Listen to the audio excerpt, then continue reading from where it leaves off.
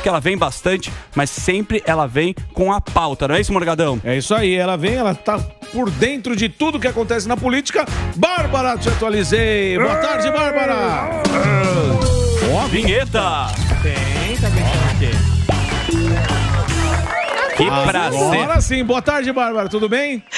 Boa tarde, logo sensacional. Vinheta. Temos uma vinheta, yay! Olha Como aí. vocês estão, meninos? Tudo nesse bem. dia Cris, cheio tudo bem? de coisas para sermos atualizados. Tudo bem com vocês? Boa, tudo em ordem. Eu vou puxar já aqui então, e a gente estava falando agora há pouco a respeito do imposto sindical, né? Que a gente vai agora, pelas informações, de um dia, quando era obrigatório, para uma nova aí que são 3 dias e meio trabalhado. E assim, eu não queria ser esse tipo de pessoa, mas infelizmente eu sou, porque eu vejo o método em absolutamente tudo. E eu vou aproveitar a presença do Alan, ele estava falando uma coisa muito importante, que vai conectar com o que eu quero falar daqui a pouquinho, viu, Alan? Aguenta aí. Boa. Vamos falar rapidão do imposto sindical. Imposto Certo, sindical, eu até separei aqui para mostrar para vocês, que no dia 3 de janeiro, era negado, não vai ter imposto sindical. Tá. Então vocês podem dar um Google aí, ó. O governo Lula não voltará com imposto sindical, diz ministro do Trabalho. Olha a ironia do destino. Ministro do Trabalho, o próprio Marinho. Aí nós temos a matéria de ontem, que diz, com o apoio de Lula, a contribuição sindical deverá voltar a ser obrigatória. Aí nós temos, assim, uma repercussão muito negativa, porque, você falou que não ia acontecer, né? Agora você vem com, não mas 3 dias e meio de trabalho. Meu Deus. E aí ele diz que é o seguinte, é um debate sobre contribuição negocial, com teto para cobrança. Então, o que ele quer dizer? É um jeito de financiar os sindicatos com o nome de contribuição, que se é obrigatório, não é contribuição, é imposto. E pulamos aí de algo que era negativo, que foi um dia de trabalho, que era como era antes, para 3 dias e meio. Mas onde está o método disso que eu estou falando para vocês? Em maio de 2022, nós tivemos manifestações pró-Bolsonaro e pró-Lula. E a mídia repercutiu muito essas manifestações. Por quê? Porque a aderência do pró-Lula foi menor do que a pró-Bolsonaro. E rolou uma discussão muito grande na época, que era porque os sindicatos estão sem dinheiro, já que com a queda da obrigatoriedade do imposto sindical, a arrecadação dos sindicatos caiu 96%. Então, quando você tem uma queda de 96% em termos financeiros, você fica inviável financeiramente para você se deslocar, para você fazer os seus movimentos, que era normal da gente ver na época do PT no poder, aquelas manifestações onde você via aquele monte de bandeira de sindicato, aqueles balões da CUT, Sim. né? Então, isso era uma movimentação do sindicato. Com o sindicato sem grana, essa movimentação ficou inviabilizada. Então, você injetando dinheiro nos sindicatos, você fortalece o movimento de rua, que era aquele que apoiava o Lula. Porque como assim você vai dizer que é um presidente das massas se não tem massa na rua apoiando? Então, o que nós vamos ter agora, enxergo eu, é um financiamento das massas de rua, que é o público do Lula. Afinal de contas, ele é um sindicalista. Nada mais coerente do que ele financiar sindicatos com o dinheiro do trabalhador, que fique bem claro, para que os sindicatos fiquem felizes e voltem às ruas para apoiá-lo. Porque ele vai precisar.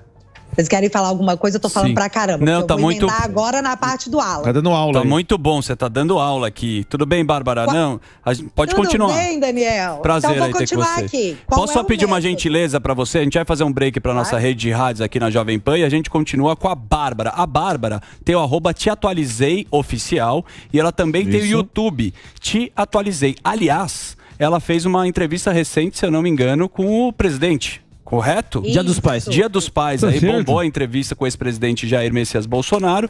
E também ela tem o site, que é o teatualizei.app. Ela tem várias plataformas, então sigam e prestigiem o conteúdo da Bárbara. Daqui a pouco a gente está de volta aqui na Rádio Jovem Pan. Continuando aqui. Bárbara, aproveitando aqui esse assunto, você finalizou o assunto do sindical? Não, do imposto sindical, sim, eu só ia ligar onde que isso vai chegar na questão econômica, mas pode ir. Não, vamos seguir. Aonde vai chegar na questão econômica? Vai lá.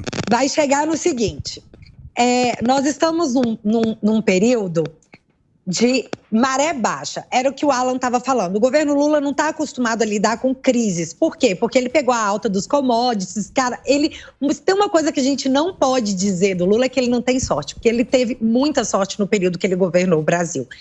E agora, nós estamos com uma desaceleração econômica. Por quê? Porque eu acho isso? Não, não é porque eu acho isso. Porque nós estamos em quedas consecutivas de arrecadação. O que significa quedas consecutivas de arrecadação? Significa que você não está gastando e o governo não está arrecadando em impostos. E aí nós entramos hoje, será votado entre hoje e amanhã, diz o Lira, o arcabouço fiscal. Como que eu vou conectar essas coisas? Olha que doideira. O arcabouço fiscal, para ele dar certo, ele depende de arrecadação. O governo precisa aumentar a arrecadação para que ele possa gastar mais, e aí não importando o teto de gastos, né? O teto de gastos vai para as cucuias e ele vai gastar mais, justificando que ele está arrecadando mais. Só que eis o problema, nós estamos em quedas consecutivas de arrecadação. Inclusive, a desse mês saiu hoje, nós estamos na arrecadação da época do Covid, de julho de 2020, de tão crítica que está a situação. O varejo, que é um mecanismo onde emprega muitas pessoas, nós estamos com um varejo em queda. Nós estamos assistindo isso com números, isso não é achismo. E aí o que acontece? Como é que o arcabouço fiscal vai funcionar se nós estamos com a arrecadação em baixa? Aí entra o que o Alan estava falando, que é a questão da reforma. A reforma tributária, que vai aumentar impostos. Isso vai acontecer. Por quê? Se você tem uma arrecadação em queda e você precisa arrecadar mais para o seu planinho infalível dar certo, você tem que dar seu jeito, meu amigo. E o seu jeito vai ser o quê? Imposto comendo solto. Opa! Isso vai acontecer. E aí entra a questão dos sindicatos. Por quê? Isso vai ser impopular. Aumentar imposto... Ninguém, nem a direita nem a esquerda vai aceitar, né? E ele falou aqui, o Alan, que ele vai complementar, o Bárbara, 16%, 16,33%, vai para 25% no mínimo. No mínimo. Pode complementar, Gani. Não, perfeito o que a Bárbara falou. Até agora, a gente não viu nenhuma medida do lado do gasto público. Pode pegar, eu desafio alguém me trazer alguma medida de corte de gasto. Muito pelo contrário. Todas as medidas até agora, elas foram no aumento de imposto.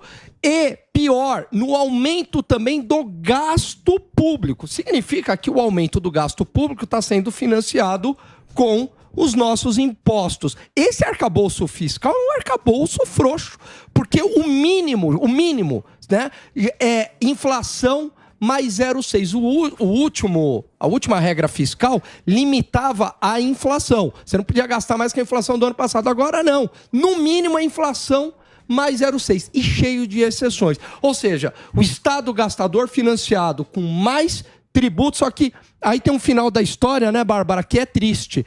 Se você começa a estrangular o setor privado com impostos, você tira todo o incentivo. Para que eu vou trabalhar tanto se o governo vai ser meu sócio? Para que eu vou produzir tanto se o governo vai ser o meu sócio? E aí, apesar do aumento do imposto, cai a arrecadação. Aí tem que entrar um governo mais à direita para fazer toda a reforma. Aí não tem dinheiro, você vai ser sócio de um governo que não te dá nada e não vai nem ter dinheiro, vai ter muito desemprego e por aí vai. Perfeito. Agora, posso pedir a sua sensibilidade, que você tem muito, você consegue ver de fora do tabuleiro do xadrez.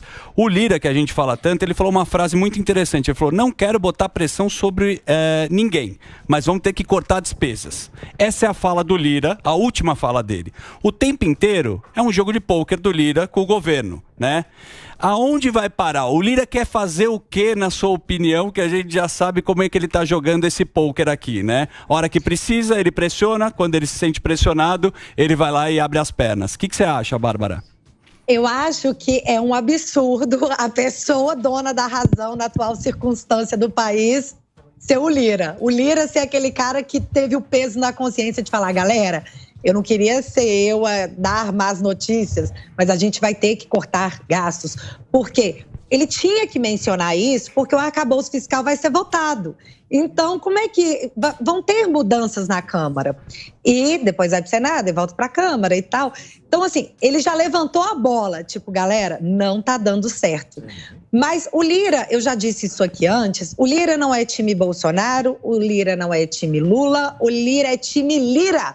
O Lira, ele quer ministério, o Lira quer uma proteção jurídica. Então, o que o Lira quer é o seguinte: me ajude a te ajudar, entendeu? Ele está nessa pegada, porque, de novo, ele não está nem aí pro Lula, se der errado, nem aí pro Bolsonaro, se der errado, ele está aí para ele. E aí, o que eu ganho com isso? Aparentemente, ele vai ganhar um ministério. Inclusive, o cara do partido dele, acho que é Fufuca o nome dele. Fufuca. Foi ventilado agora, recentemente, o cara que vai ascender ao ministério pelo PP, ele teve um aumento de 350% dos seus rendimentos nos últimos anos. Justo, então, esse né? vai ser o ministro indicado pelo PP que vai ter uma casinha, um lugar quentinho para repousar no governo Lula. Mas assim, gente, o Lira, enquanto está falando isso, nós vamos ter que cortar gastos, o Pacheco hoje está falando que sobre a reforma tributária, os advogados vão ter que ficar isentos. Porque foi uma choradeira. Opa. Porque, você vai fazer a reforma tributária, você vai cobrar mais de fulano? Aí pegava mal pro governo. Aí o governo falava, não, essa galera tá isenta. Então você vai cobrar mais na alimentação. Não, vamos isentar. Então começou a isentar uma grande classe de pessoas. E Pacheco é advogado. E Pacheco sofreu pressão de advogados. E hoje ele deu a manifestação do seguinte: não, advogados também vão ter que ficar isentos nessa reforma. Como é que essa reforma vai estourar no colo de alguém? E eu já aviso para vocês de antemão, tipo assim, previsão muito louca, me cobrem daqui a pouco. Opa. Vai estourar no colo da classe média. Só do A nosso. classe média vai pagar a conta. Opa, ainda bem que eu sou Concorda, pobre. Alan? É só do Fala, nosso, Betão. velho. Mas, Bárbara, isso aí, esse é o estilo do Barba, né? Essa é a negociação que a gente sempre assistiu, nada mudou, é nada de novo isso. É o cara que pede, de uma maneira educada, a emenda, ele vai lá, conversa, porque, na verdade, ninguém tá nem aí pro país, né? São os interesses pessoais que contam, não mudou absolutamente nada. Esse é o Brasil de sempre. Você acredita que alguma questão de pauta vai acabar mudando? Eu tô sem a menor esperança. O Alba tá muito triste. Eu tô triste. Tá chateado. decepcionado. Tá muito Alba, tô assim, chatos com você, porque o Lula não vai aprender com os erros dele.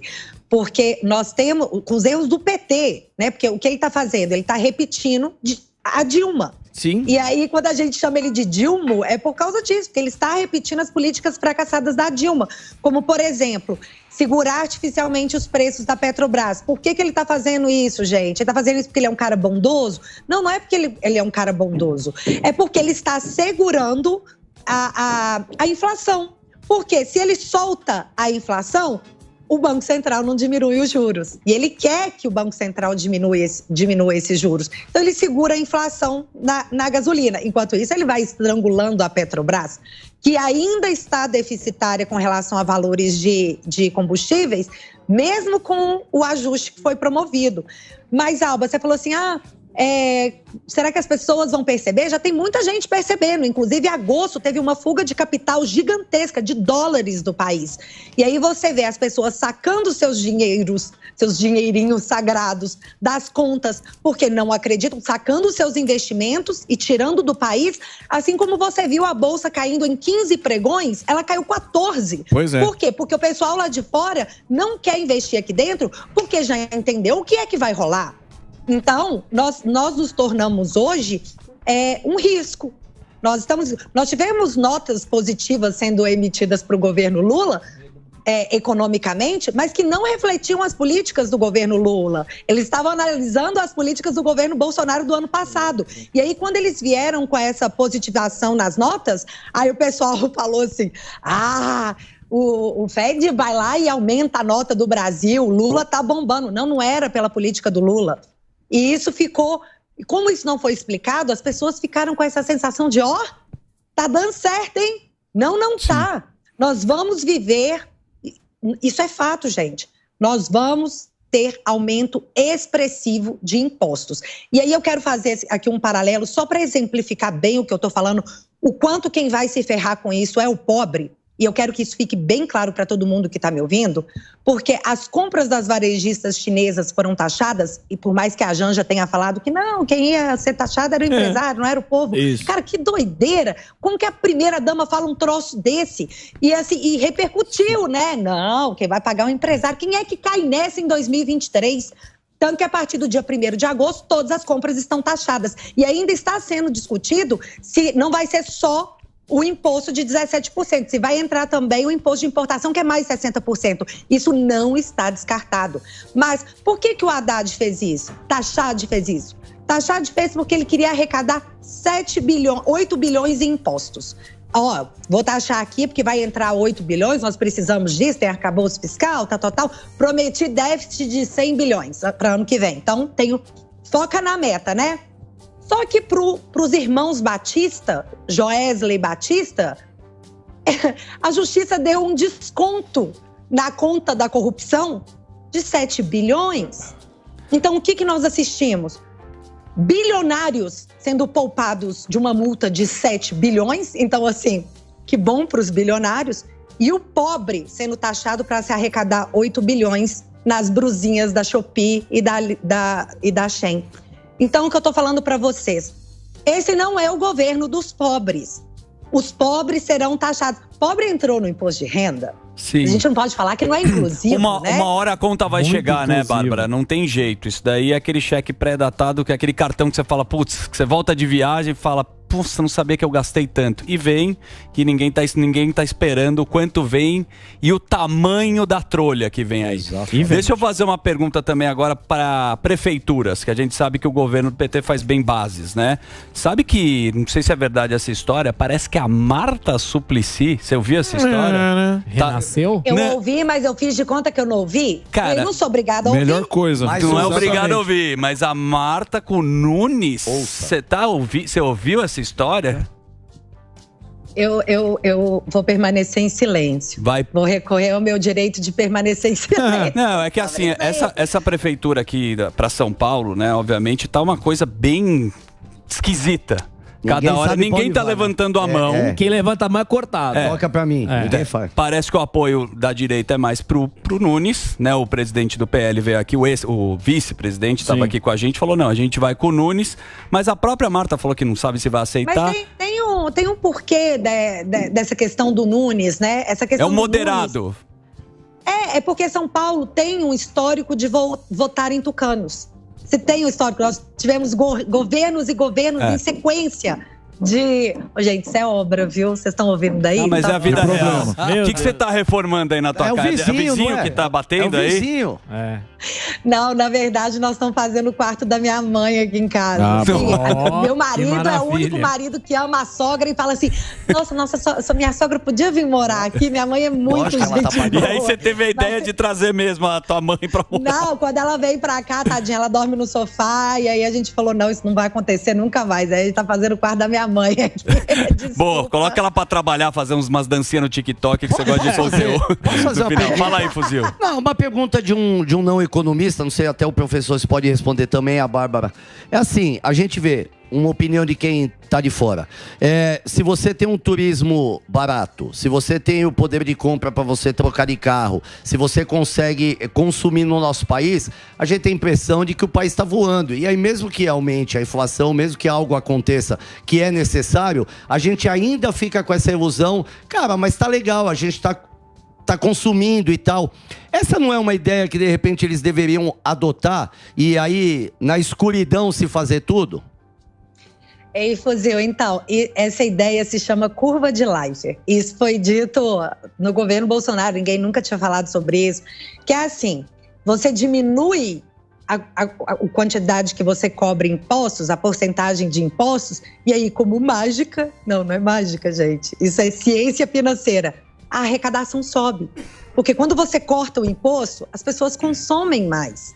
Então, você arrecada mais. Por isso, nós tivemos recorde de arrecadação no ano passado. E esse governo chega hoje falando assim, não, a gente precisa arrecadar muito mais, então vamos aumentar imposto. Aí a galera olha e fala assim, eu não vou comprar. Você não tem... Essa questão de imaginar que os preços estão mais acessíveis, vou comprar, isso é teoria de jornal. Porque se isso fosse real na prática, nós não estávamos em queda do varejo, em quedas consecutivas. As pessoas não estariam parando de comprar se os preços estivessem mais acessíveis. As pessoas, além de não sentirem isso que os jornais pregam, a boa maré econômica, as pessoas não sentem isso na prática, as pessoas têm medo do futuro pelas políticas que estão sendo adotadas agora. Eu vou dar um exemplo.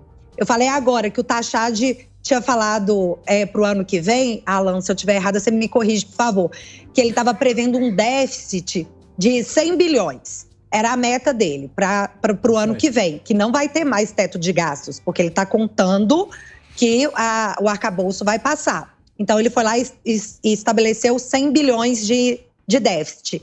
Só que hoje nós já temos previsão para o déficit do ano que vem, que já passou de 140 bilhões, que foi quando veio agora essas matérias da grande mídia, falando que o Lula está pedalando com os valores da Caixa. Por quê? Nós temos lá depósitos judiciais. E aí o governo está contando que aquele valor todo é dele para diminuir a sensação de rombo que já está sendo anunciada para o ano que vem. E aí a Caixa até falou assim, não, pera, não é 12 bilhões que você tem aqui não, é 9.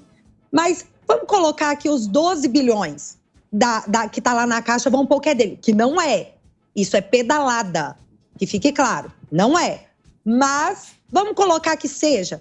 Ainda assim, nós já temos um estouro da previsão de déficit para 2024 em mais de 40 bilhões.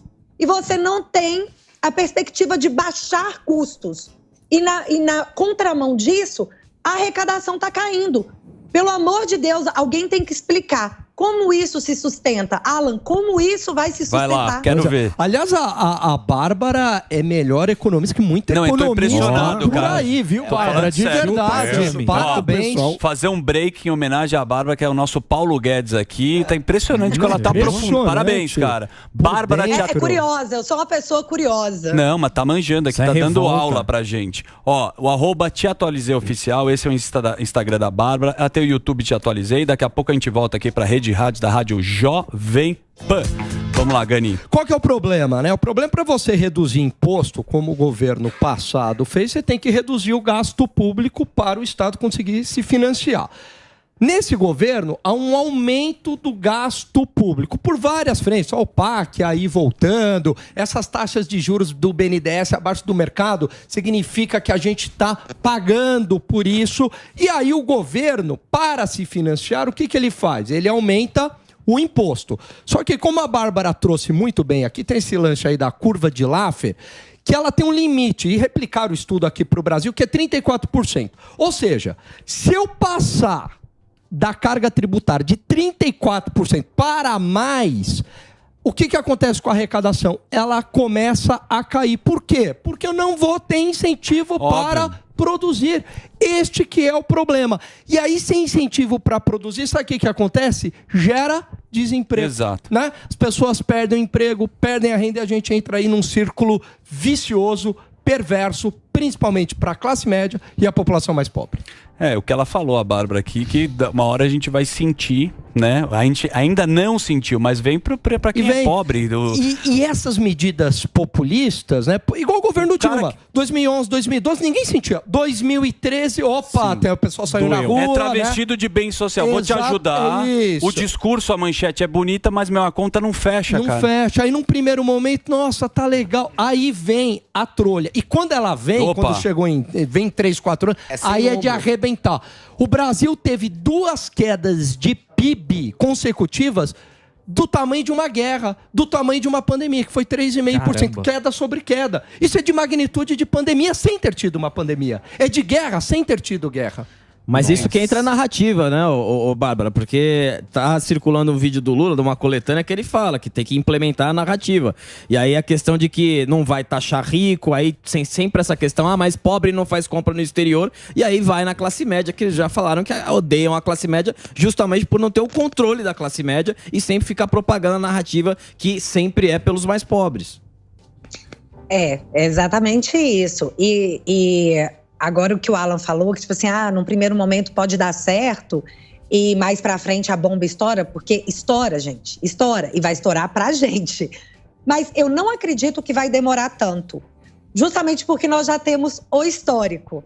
Já aconteceu recentemente. Então, tá muito vivo na cabeça de todo mundo que passou por aquela grande crise de 2015 e 2016, que nós tivemos na Dilma, no governo Dilma, uma piora financeira pior do que a pandemia somada com a guerra.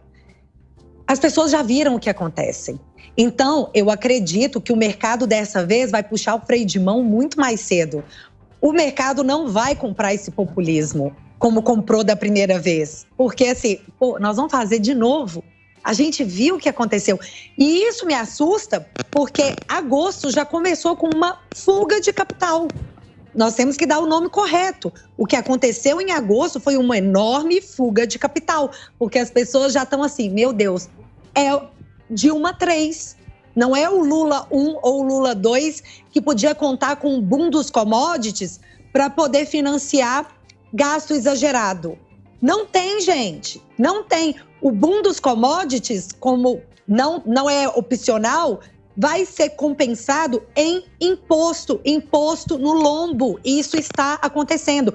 E aí, eu lembro de uma sessão na Câmara, onde o Paulo Guedes estava sendo questionado, e aí o pessoal perguntou para ele, falou assim, mas você não vai taxar as grandes fortunas? Aí o Paulo Guedes respondeu assim, cara, vocês ficaram 14 anos no poder e não fizeram? E aí você tá querendo que eu faço? E aí o que acontece agora? O Lula volta ao poder, o PT volta ao poder. Aí eu pergunto, não vai taxar as grandes fortunas? Não vai. Zeca Disseu, semana passada, deu uma declaração falando, não vamos taxar por agora. Desculpa, gente, qualquer coisa aí, essa vergonha que eu passei. Mas não vamos fazer. Por quê? Porque sabe que não dá certo.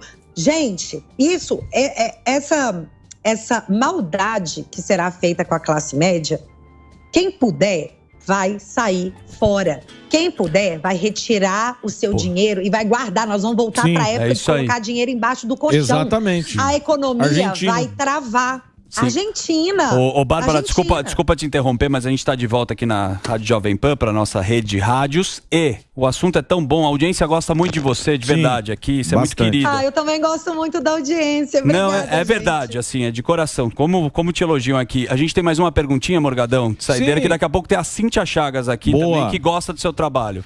É isso aí. Eu também gosto do dela. Ô, Bárbara, você falou da Dilma aí, a gente viu aí o TRF1 inocentou a Dilma e o Manteiga no caso das pedaladas fiscais. Vai ser agora a criação de mais uma narrativa. A gente já viu aqui, ó, deixa eu abrir aspas aqui para Glaze, que disse: a nossa presidenta Dilma foi inocentada no caso das pedaladas e a justiça sendo feita com uma mulher honesta, honrada, vítima da misoginia e da arbitrariedade. Você acha que agora mais uma narrativa vai ser criada? Quer dizer, criada não, né? Tá fortalecendo aquela narrativa do golpe? Eu vejo duas frentes nisso aí, Morgada. A primeira que você falou, a Glaze, né, fala presidenta. Imagina falar isso perto da Cíntia Chagas. Ela vai fazer até... Sim. Mas, enfim, eu vejo duas frentes nessa questão do TRF inocentando a Dilma. O que tem que ficar claro é o seguinte: o TRF1, ele tirou a questão criminal da coisa, porque ela caiu por crime de responsabilidade. A pedalada fiscal era um crime de responsabilidade que foi julgada pelo Congresso e por isso ela caiu, por isso ela sofreu impeachment. E isso está legitimado, isso não volta. Não há o que se falar, foi golpe. Não foi golpe. Quem legitimou isso foi o Congresso com Lewandowski, o ministro maravilhoso, perfeito, indicado porque era amigo, a mãe era amiga de Dona Marisa, né? Super imparcial, mas era ele que estava lá no impeachment da Dilma. Então, ele chancelou tudo como a voz da legalidade. E aí depois foram lá e quebraram a Constituição, não tirando os poderes políticos da Dilma, né? A justiça no nosso país é um negócio muito complicado. Mas a primeira frente é essa. Eles tiraram a questão criminal da situação. Não há o que se falar em crime nessa vara, mas a condenação política foi feita pelo Congresso e está mantida. Então, meu amigo, não foi golpe. O segundo ponto é que eu achei muito interessante isso acontecer justo na semana em que a mídia comenta a pedalada do Lula lá na Caixa. Então, eu vejo da seguinte forma. A justiça já está falando assim, eu não vou me intrometer nessa treta aí do executivo, meter na mão nos bancos estatais. Então, Congresso, vocês lidem com isso. Eu enxerguei como sendo um movimento da justiça dizendo que não vai fazer nada a respeito se o Lula pedalar. Foi isso que eu entendi. Obrigado. Bárbara, Te Atualizei Oficial, Instagram dela, YouTube Te Atualizei. Ela tá com uma entrevista com o ex-presidente Bolsonaro lá, já tem quase 1 milhão aí de visualizações. Muito obrigado. O site dela também é o teatualizei.app. Isso aí. Um beijo enorme, obrigado pela sua participação aqui no programa Pânico e você sempre será bem-vinda aqui, tá bom, Bárbara? Um beijo. Muito obrigada. Beijo, meninos. Beijo, audiência. Sempre um prazer enorme. Beijo. Um beijo. E seguimos.